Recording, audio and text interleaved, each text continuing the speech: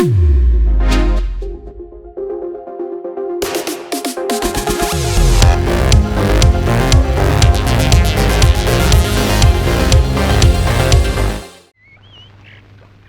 ബാലിയോ, നീ അങ്ങ് പഴുക്കാപ്പാക്ക് വവ്വാൽ കെട്ടി പോലെ ആയിപ്പോയില്ലോടി. നിനക്കിത് എന്നാ പറ്റി? ഒന്നും പറ്റിയില്ല. അത് കാണാ, ചേട്ടൻ ചത്തതിന്റെ ദുഃഖമായിരിക്കും. പോയവന് ഒരുപ്പോക്കും പോയി. നീ അവനെ പറ്റി ഓർത്ത് ശരീരം ക്ഷീണിപ്പിക്കരുത്. ആട്ടുംപാല് മേടിച്ച് കുടിക്കണം കേട്ടോ. കുടിച്ചോളാം.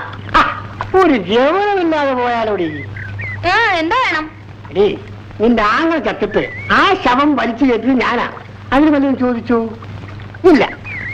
ആ കേസിൽ നിന്നെ അകത്താക്കാമായിരുന്നു. ആക്കിയോ? ഇല്ല. എന്തുകൊണ്ടാ? എന്തുകൊണ്ടാ? നിന്നുള്ള സ്നേഹം കൊണ്ട്. അതിനിപ്പോ ഞാനെന്ത് വേണം? ഒന്ന് ഗണിക്കണം. എന്ന് വെച്ചാ? ഓ, ഒന്നും അറിയാത്ത പോലെ. ഞാനേ രാത്രി ലേറ്റിന്റെ പുറകെ വന്ന് ചൂട പഠിക്കാം. നീ ഇറങ്ങി വന്നേച്ചാ. അങ്ങനെ ഇതിന് മറുപടി പറയാൻ എനിക്കറിയാം. പക്ഷേ ഈ ഉടുപ്പിട്ടിരിക്കുന്നോണ്ട് ഞാനൊന്നും പറയുന്നില്ല. നാണമില്ലല്ലോ. എന്താ ശരിക്ക് കിട്ടിയോ? അവള് പറയുവാ ഞാൻ രാത്രി ലേറ്റിച്ചുള്ളവന്ന്. അതിനെത്തിരി പൊളിക്കും. പറയുന്ന ഞാൻ കേട്ടു. ഇനി ഇവൾ ആളൽപ്പം പെസകാണെന്ന് കേട്ടു. സത്യം അറിയണമല്ലോ. അതിന് ഞാനൊരു വടയിൽ നോക്കിനാ. വടയാൻ അവിടെ ആട്ടിയത്.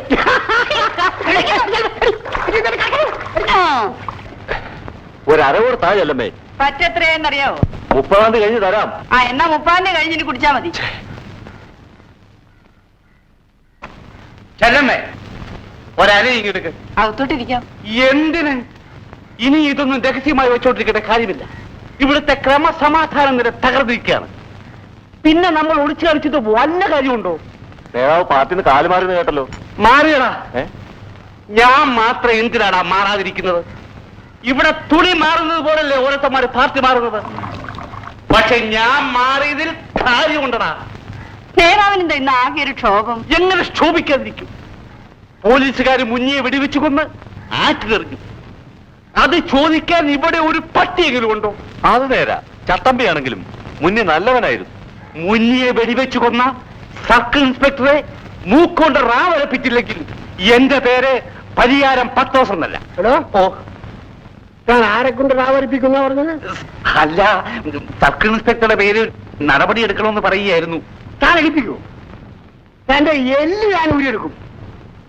ജയിലിൽ ചാടി ഓടിയ കൊലപ്പുള്ളിയെ പിന്നെ എന്തോ ചെയ്യണം? തൊട്ടുമുത്തണം. അല്ല, ഞാനൊരു അഭിപ്രായം പറഞ്ഞതേ ഉള്ളൂ. രാഷ്ട്രീയക്കാരുടെ ജോലി നോക്കിയാൽ മതി. പോലീസുകാരെ അവരുടെ കാര്യം നോക്കിക്കോളൂ. താൻ കുടിച്ച കാശ് കൊടുത്തിട്ട് ഇറങ്ങിപ്പോ. ഉണ്ടോന്നേ, എന്നെ ആക്ഷേപിക്കരുത്. ഞാൻ വിചാരിച്ചാൽ എന്തെങ്കിലുമൊക്കെ നടക്കും. താൻ പോണോ നീർക്കോലി? താൻ എന്തോ ചെയ്യുന്ന മൂക്കി വലിച്ചു. ഇന്നായല്ലമ്മേ, പച്ച കഴിച്ചിട്ട് ബാക്കിക്കതാ. എന്താ രസീത്. രസീതോ? അതെ, രക്തസാക്ഷിയായ മുന്നിയുടെ പൂർണ്ണകായ പ്രതിമ 3 നാൾ സ്ഥാപിക്കാൻ ഒരു പിരിവ് തുടങ്ങിയിട്ടുണ്ട്. അതിന്റെ സംഭാവന രസീതാണിത്. അത് തന്റെ കയ്യിൽ തന്നെ ഇരിക്കട്ടെ. കുടിച്ചതിന്റെ കാശ് കൊടുത്തിട്ട് ഇറങ്ങിപ്പോ. അല്ലെങ്കിൽ തന്റെ പൂർണ്ണകായ പ്രതിമ ഈ ചാരായ ഷാപ്പിന് മുന്നിൽ ഞാൻ സ്ഥാപിക്കും.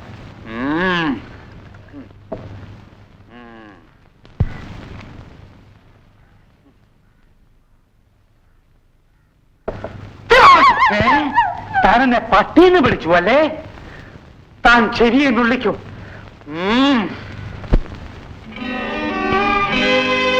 രഘു, ഈ വീടിന്റെ താക്കോൽ ഇന്നെ കൊടുത്തേക്കൂ. അപ്പോ നീ ഇനി പഠിക്കാൻ വരില്ല? നോ, മടുത്തു രഘു. കഴിഞ്ഞാണില്ലാത്തൊരു കുതിരയെ പോലെ വളരെ ദൂരം ഞാൻ ഓടി. ഇനി വയ്യ. വീട്ടിൽ പോയാൽ നീ എന്ത് ചെയ്യും? എസ്റ്റേറ്റിന്റെ ചുമതല ഏറ്റെടുക്കണമെന്നാണ് അപ്പന്റെ ആഗ്രഹം. പക്ഷേ അതിന് കഴിയുമെന്ന് എനിക്ക് തോന്നുന്നില്ല. I am dead tired. ഇനി എന്നാ കാണുന്നത്? നീയുമായുള്ള ബന്ധം വിട്ടാൽ എനിക്ക് ജീവിക്കാൻ പറ്റില്ലടാ. അഡ്വാൻസ് കൊടുത്ത് പണം വാങ്ങി നീ എനിക്ക് LSD കൂടി അയച്ചു തരണം. ഇനിയെങ്കിലും നിർത്തിക്കൂടെ ജെയിംസ്? ഇംപോസിബിൾ. ജീവിതത്തിൽ ഇനി അത് ഒഴിവാക്കാൻ പറ്റില്ല. തീരുമാനം അറിയിക്കാം. മുടങ്ങാതെ നീ അയച്ചു തരണം. റെയിൽവേ സ്റ്റേഷനിൽ പോകാൻ ഓട്ടോറിക്ഷ വന്നു സാർ.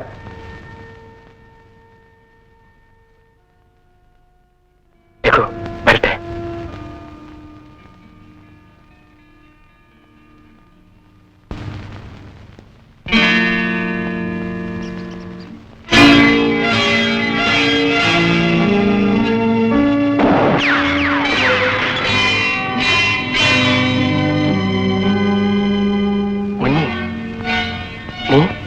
ഞാൻ മരിച്ചിട്ടില്ല കൊച്ചുമുതലാളി. അന്ന് തോളിൽ വെടികൊണ്ട് വീണ എന്നെ ഒരു വള്ളക്കാരൻ രക്ഷിച്ചു. അയാളുടെ വീട്ടിൽ കൊണ്ടുപോയി. മുറിവ് കരിഞ്ഞ ശേഷം ഞാൻ അവിടെ നിന്ന് പോയി എവിടെയൊക്കെയോ അലഞ്ഞു. ഒടുവിൽ ഇവിടെ എത്തി. വെള്ളത്തിൽ പൊങ്ങിയ നിന്റെ ശവം അമ്മ തിരിച്ചറിഞ്ഞെന്ന് കേട്ടല്ലോ. അതിനെപ്പറ്റി എനിക്കൊന്നും അറിഞ്ഞുകൂടാ. ഞാൻ ഇന്നും പോലീസിനെ ഒളിച്ചു കഴിയുന്ന ഒരു കൊലപ്പുള്ളിയാണ്. സത്യം എന്താണെന്ന് കൊച്ചുമുതലാളിക്ക് അറിയാമല്ലോ. എന്നെ ഒറ്റിക്കൊടുക്കരുത്. ഇല്ല മുന്നേ, ഞാൻ ഒരിക്കലും ചെയ്യില്ല. നേര് പറഞ്ഞാൽ നിന്റെ കുടുംബം തകർത്തത് ഞാനാണ്. എന്റെ അമ്മയും പെങ്ങളും എങ്ങനെ ജീവിക്കുന്നു എന്ന് നീ ജീവിച്ചിരിക്കുന്ന വിവരം ഞാനവരെ അറിയിക്കട്ടെ. അത് പേടിക്കണ്ട, നിനക്ക് എന്നെ വിശ്വസിക്കാം. എങ്കിൽ ഞാൻ കുറച്ച് രൂപ കൂടി തന്നയക്കട്ടെ. അത് വീട്ടിൽ കൊടുക്കുമോ? കൊടുക്കാം. നിനക്കെന്റെ മേൽവാസം അറിയാമല്ലോ. വിവരങ്ങൾക്ക് നീ എന്റെ പേര് കത്തെഴുതണം. മറ്റാരും അറിയാതെ നിന്റെ കത്തുകൾ നിന്റെ വീട്ടിലെത്തിക്കാം. വളരെ ഉപകാരം. കയറട്ടെ.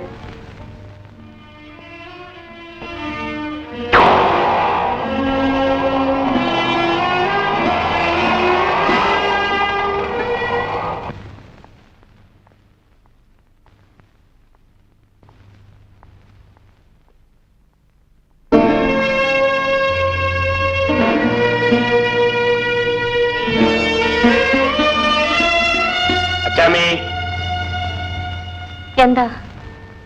അവനെങ്ങോട്ടാ? നടക്കാൻ ഇറങ്ങിയതായിരിക്കും. കോളേജിൽ നിന്ന് വന്നത് മുതൽ ആദ്യം ഒരു മൗനമാ. പഠിക്കാൻ കൊണ്ടാക്കിയതാ. ഇനി അതൊക്കെ എന്തിനാ പറയുന്നത്? എത്രയും വേഗം അവനെ ഒരു ചുമതലക്കാരനാക്കണം. മനസ്സിലായില്ല. അവനെ കൊണ്ടൊരു പെണ്ണ് കിട്ടിക്കണമെന്ന്. ഇവൻ നിമിത്തം ഒരു പെണ്ണിന്റെ ജീവിതം കൂടെ നശിപ്പിക്കണോ എന്ന് പറഞ്ഞാൽ ഒക്കുമോ? ഒരു നല്ല പെങ്കൊച്ചു വന്നാൽ അവൻ നേരെയാകും. എടീ, അവന്റെ നടപടികളെ പറ്റി അറിഞ്ഞാൽ കുടുംബത്തിൽ പിറന്ന ആരെങ്കിലും അവനെ പെണ്ണിന് തരൂ? അതൊക്കെ നമ്മുടെ തോന്നല. ഈ കാണുന്ന സ്വത്തിന്റെ ഒക്കെ ഏക അവകാശിയാണ് അവൻ. നമ്മളൊന്ന് അന്വേഷിച്ചു നോക്കിയാട്ടെ.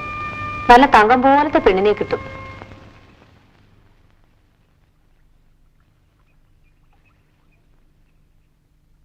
മാലേ,